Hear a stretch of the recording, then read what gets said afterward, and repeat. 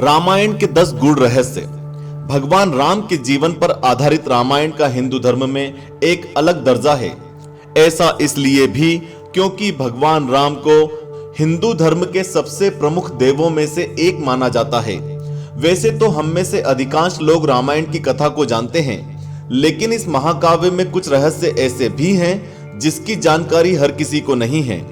ऐसा इसलिए भी क्योंकि हम में से बहुत ही कम लोगों ने रामायण का पाठ किया है। अधिकांश मनुष्य कथाओं के रूप में दूसरे से रामायण की कहानी जानते हैं और इसीलिए इसमें संकलित कुछ बारीक जानकारियों से अनजान रहते हैं। आज के वीडियो में हम आपके सामने रामायण से जुड़े ऐसे ही 10 रहस्यों को उजागर कर रहे हैं।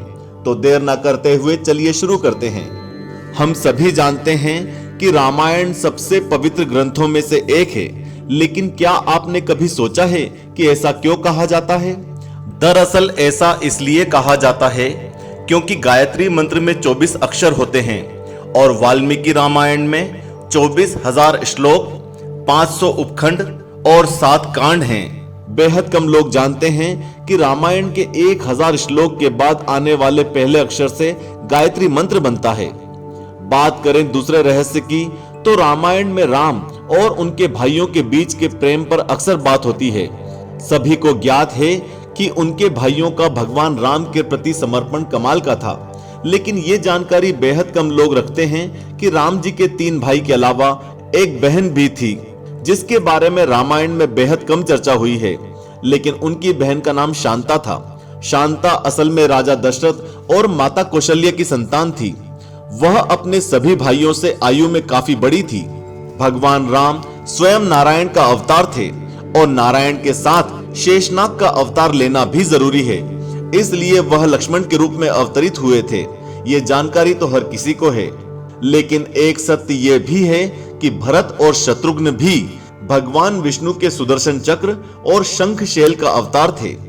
हालांकि इस बात का उल्लेख आपको रामलीला और कथाओं में नहीं मिलता, लेकिन रामायण में बताया गया है कि जब राम रावण का वध करने के लिए लंका जा रहे थे, तो समुद्र पार करने के लिए उन्होंने एकादशी का व्रत रखा था। अक्सर आपने कथाओं और रामलीला में सीता स्वयंवर को विस्तार में देखा होगा। जब कभी राम और सीता के विवाह की बात होती है तो उनके स्वयंवर की चर्चा जरूर होती है, जिसमें भगवान राम ने शिव धनुष को उठाया था और प्रत्यंचा चढ़ाते हुए धनुष टूट गया था। लेकिन आपको जानकर हैरानी होगी कि इस कथा का विस्तार से वर्णन रामचरितमानस में किया गया है। वाल्मीकि द्वारा रचित रामायण में सीता स्वयंवर का कोई वर्णन ही नहीं है। रामायण के अनुसार भगवान राम अपने भाई और ऋषि विश्वामित्र के साथ मिथिला पहुंचे। वहां पहुंचकर विश्वामित्र के आग्रह पर राजा जनक ने राम जी को वह धनुष दिखाया, जिसे उठाकर प्रत्यंचा चढ़ाते हुए वह टूट गया था।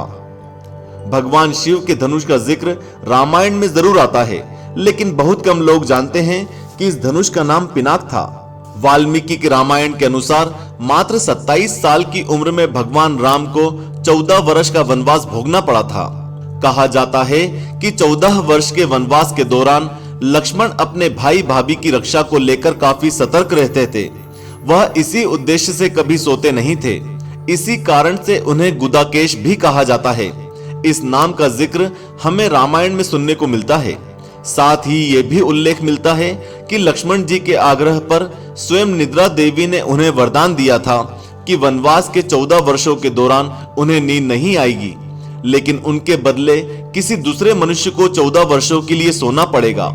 यही वजह है कि उर्मिला ने लक्ष्मण के बदले सोना स्वीकार कर लिया और पूरे 14 वर्षों तक सोती रही। आपने देखा होगा कि जब कभी रामलीला होती है तो सीता जी के लक्ष्मण रेखा प्रकरण के ऊपर खास महत्व दिया जाता है। ये भी कहा जाता है कि अगर सीता लक्ष्मण रेखा से बाहर नहीं आती तो शायद रावण उन्हें कभी नहीं हर पाता। लेकिन हैरानी की बात है कि लक्ष्मण रेखा का जिक्र ना तो हमें रामायण में मिलता है और ना ही इस घटना को रामचरितमानस में बताया गया है। इसका उल्लेख केवल रावण की पत्नी मंदोदरी द्वारा लंका कांड में किया गया है। रामायण से जुड़ी एक विशेष बात हमें यह भी जानने को मिलती है कि जब भगवान राम और रावण का युद्ध चल रहा था और बहुत समय तक युद्ध का परिणाम नहीं आ रहा था, तब अगस्त मुनि ने भगवान राम को आदित्य हृदय स्तोत्र का पाठ करने को कहा था, जिसके प्रभाव से ही वह रावण का वध कर पाए थे। तो ये थे रामायण से जुड़े 10 ऐसे रहस्य जो आपको कथाओं में और रामलीलाओं में सुनने को नहीं मिलते, लेकिन ये भी रामायण का हिस्सा हैं। आज के वीडियो में बस इतना ही। अगर आपको ये जानकारी अच्छी लगी हो तो हम ऐसी और जानकारियां आपसे साझा करते रहेंगे। जय सिया राम।